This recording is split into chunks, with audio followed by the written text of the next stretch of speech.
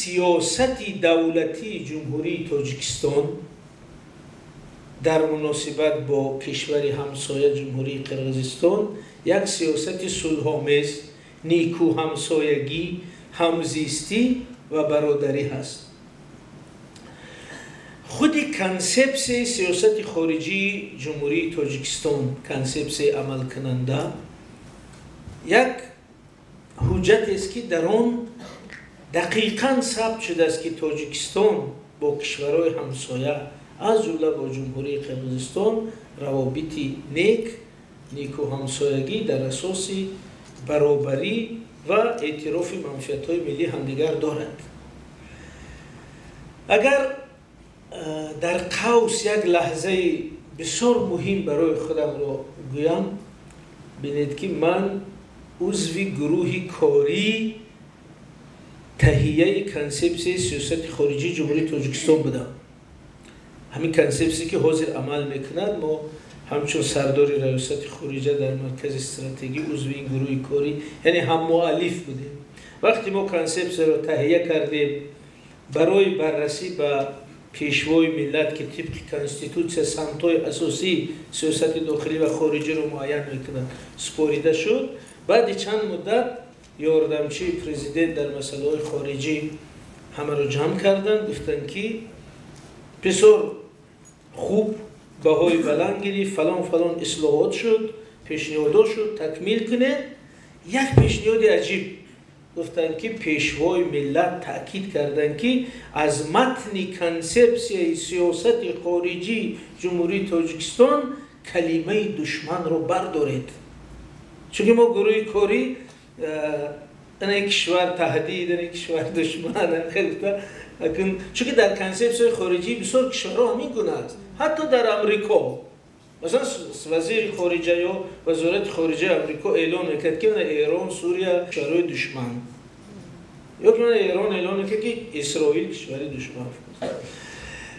ما یک چیزای مثل همین که کی تهدید است کی تهدید نیست، ولی یاردمچی گفتن که سپارشی دقیقی پیشوای ملت که از کنسپت سیاست خارجی جمهوری تاجیکستان کلمه های تهدید دشمن رو برداره، زیرا ماهیت سیاست ما دوستی، همزیستی، برادری است. یعنی در قوس یک لحظه ای که نشان میدهد ماهیت سیاست ما چی است، ماهیت نگاه رهبر دولت به این مسئله چی است. بنابراین اگر به طور مشخص درباره قرقیزستان همچون کشور همسایه صحبت کنیم، سیاست ما سیاست صلح، دوستی، برادری، همزیستی است و برای تصدیق همین اندیشه من خواهش میکردم که به سخنرانی پرزیدنت جمهوری تاجیکستان در جماعت واروخی شهر اسفره که ماه اپریل سال 2021 دایر شد و متن آن در سامانه پرزیدنت هست. من بار دیگر دو روز پیش رو مرور کردم تا سخن به پایان نباشد. ببینید نصف زیادی همین سخنرانی چی است؟ دوستی، برادری، همزیستی، امنیت منطقه، راهی مسالمت آمیز حل مسئله و از جمله یک نصیحتی است به مردم واروخ که گفتن که مردم واروخ با شما توصیه میدیم که با همسایه ها در فضای صلح و آرامش زندگی کنید. این ریتوریک ما، این موقع ما، این سخن ما. خب و من همچون سابقه دار همین ساحه با سری بلند شهادت میتیم که یگان بار پرزیدنت جمهوری تاجیکستان، رهبر دولت ما در یگان نشست و ملاقات و واخوری های سطح بین المللی چه منطقوی چه جهانی هرگز درباره کشور همسایه، مردم همسایه سخنی منفی نگفتند.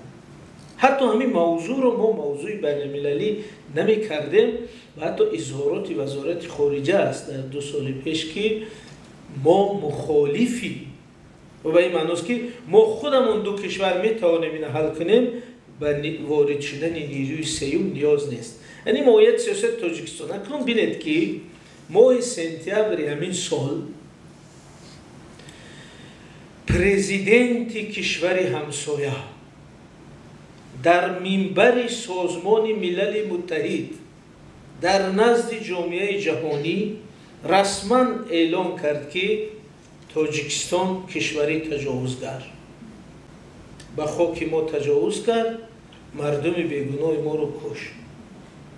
این را یگان ژورنالیست، تحلیلگر، شخصی عادی نگفته است، راهبری دولت. بنابراین مقاله ما چرا با وجود اومد؟ برای این را میگم، یعنی وقتی که راهبری دولت همسایه در منبر سازمان ملل متحد کشور ما رو که سیاستی تحمل و صلح و برادری را سالهای سال پیش برده است، ولی ماهیتش رو نشان میدهیم، برآمده همچون تجاوزگر اعلان میکنه و رسانه های جهانی تا CNN و یورانیوس و الجزیره و رسانه های ترکی و روسی منطقه او را گرفته بازنشر میکنند و یک ایمیجی کشوری تجاوزگر از جمهوری تاجیکستان میسازند. همین مقاله هدفی اول و اساسیش این بود که با یک روش بسیار استوار ولی آسوده، بی تحقیر، بی تهدید، قدم به قدم در اساس سند، حجت، خریطه، تاریخ، واقعیت نشان دهد که تاجیکستان کشوری تجاوزگر نیست. همین سببی به وجود آمدن این مقاله. و بنابراین چرا از اینجا آغاز کردیم؟ زیرا در همین هفته اخیر این مقاله رو ما 3 نوامبر در صحیفه ما گذاشته، یک موضوع شد زودتر و در همین 2-3 هفته اخیر جانب قرقیزستان سلسله جوابها برای این مقاله تهیه کرده است. البته از متن جوابها می شود دید که همشون از یک مرکزن، چون که یک سناریو، یک مضمون داره و 3 چیز رو اونا بسیار تاکید میکنن که ولی وقت شب میگیم، ولی یک چیزش همین است، میگه که این مقاله به دوستی دو خلق تهدید میکنند. که ببینید پرزیدنت کشورش در منبر سازمان ملل متحد کشور رو دشمن اعلام میکنه، تجاوزگر اعلام میکنه، قاتل مردم آسایشته اعلام میکنه. این برای دوستی خلقها گویا هیچ خللی نداشته است و یک کارشناس فقط از خاطری از چهره کشور تازه کردن همین کلمه تجاوزگر که اونا میخوان چسبانند، همین مقاله رو با سندها آرامانه با استفاده یک زبان بسیار نرم نوشته است، ولی نوت فرستاده است که این خطر به دوستی دو کشور است. این یک اغوای سیاسی است، این واقعیت نیست. بنابراین خطر به دوستی اون است که در سطح رسمی دولتی، در سطح جهانی این اتهام به تاجیکستان وارد میکنند. از این رو مقاله هدف اولش اون نشان دادن موقع تاجیکستان و بیان این بود که تاجیکستان کشوری تجاوزگر نیست. بنابراین همین مفهوم، همین پیام رو در نام مقاله گذاشتیم. یعنی طوریگیم محیط و زمینه پیدا شدن همین مقاله. بنابراین جوابهایی که هر روز میشوند، ولی به بعضش برمیگردیم، شما بینید که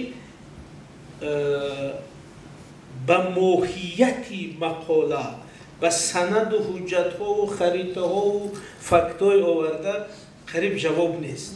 فقط همین جوابای سیاسی است که این کی است و چرا گفته است و این به خلاف دوستی و برادری و همزیستی است، در حالی که این را کسی میگه که در عالی ترین سطح خودشون، یعنی که بحثی دو جانبه را جانب تاجیکستان به سطح اطلاعاتی بین المللی نبرآورده است. پیام اساسی مقاله برای همه جهانیان، برای خود داخل که از میگم بود که تاجیکستان کشوری تجاوزگر نیست.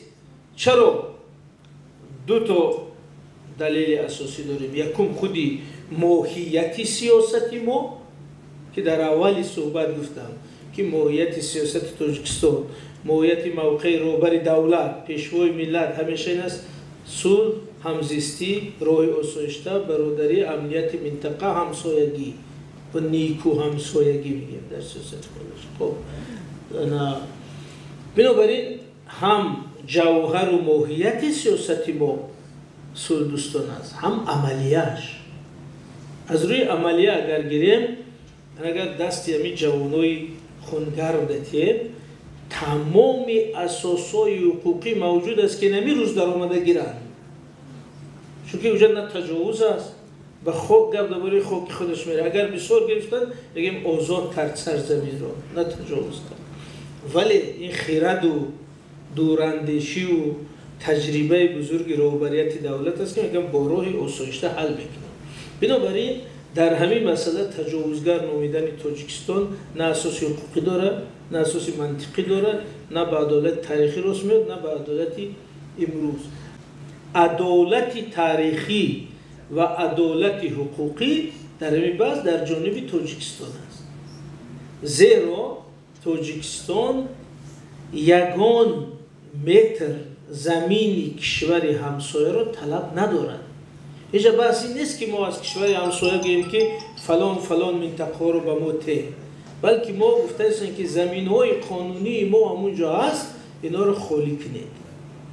بنابراین ما به خاک کشور همسایه طمع و طلب نداریم، بلکه ما درباره برگردوندن زمین‌های خود صحبت می‌کنیم.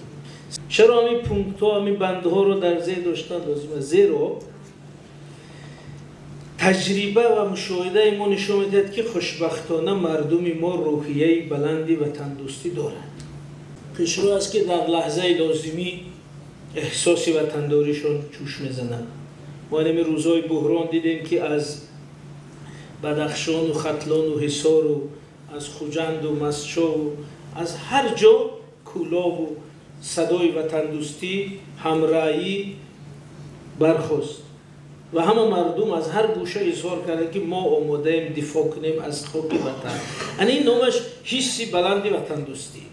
ولی اگر همین حسی بلندی وطندوستی ما با دانش، معلومات، فکت، دلیل، تاریخ، خریطه، علم تقویت داده شود و البته دیگه احساسات خالی نیست و تبدیل میشد به موقع آگاهانه شهروندی.